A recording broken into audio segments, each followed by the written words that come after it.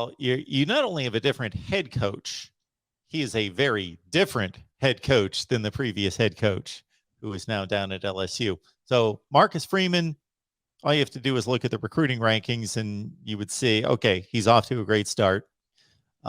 Maybe just about everybody outside the state of Ohio would tell you right now that's been offended by some of Marcus Freeman's words would tell you, we love having Marcus Freeman. This is the best hire possible. He's going to be a superstar. It's interesting. When you look at this, here's the easiest way I could put it. The reason, even though Brian Kelly had a string of 10-plus wins, playoff appearances, all of that, the reason that there were people in Notre Dame land that were ready to look at going another direction was, for whatever reason, and as much accomplishments as Kelly had at Notre Dame, he never quite recruited elitely enough, often enough to get over the hump when you're in that playoff game, or the COVID year to beat Clemson healthy with Lawrence back in the ACC title game. So to the outside, a lot of people are going, you're nuts for being happy about this. You just lost a guy at Notre Dame that was winning 10, 11, 12 games a year, all this. I get that, but this is Notre Dame, and we're looking beyond that. And it just seemed like we kept bumping up against that wall. You're beating all the teams you have more talent than. And then the same exact result that looked the same kept happening in every one of those biggest moments. Then you're hearing from the people around that no, Kelly's just not that aggressive in recruiting. He's just not doing what it takes, taking the extra step, build these relationships, get the elite of the elite guys interested in Notre Dame. All of that over the last few years, you're just hearing, I ask about a great quarterback. Well, the kid said Kelly barely talked to him when he was on campus. You're not going to land him then. Okay? All of that started building up. You have that same big game result over and over again.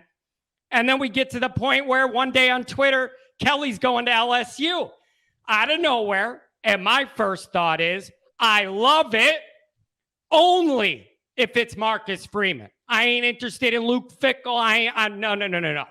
I loved it even before the hire, as long as Freeman was going to be the hire. So I realize that's risky, Mark, because Marcus Freeman has no body of work as a head coach. None. And that's risky. Marcus Freeman is a high upside play developmental coach with elite recruiting as the engine that is going to drive that operation. Notre Dame's in a unique position. One thing Kelly did do the last handful of years, that stable's culture, the culture is stable as it gets. You can only go down this path with a guy at Notre Dame with no experience if you have that stable infrastructure in place. So Notre Dame found themselves in a unique window of time with a lot of stability and a lot of good things going on. And it just all worked out. But when you're looking at those choices, it was Marcus Freeman one. No one else was on the list. No, like reasonable. Saban could come, reasonable. No, it was Marcus Freeman or Always Irish shuts down and I do something else in the basement. That was it. So it had to be him, and I'm glad they didn't overthink it, and they ran with it. And so far, the recruiting's been fantastic, spectacular. Love everything about it. Absolutely, it has. And to put it in one statement, it would be the difference between, for as good as Brian Kelly was and as much as he upgraded the recruiting, it would be the difference between him making excuses for being at Notre Dame and the academic requirements being in the way, as Marcus Freeman saying, this is a reason why we should have elite recruiting, is that we can sell the school as an elite school against its competition in that way. So glass half empty, glass half full. It's Marcus Freeman versus Brian Kelly.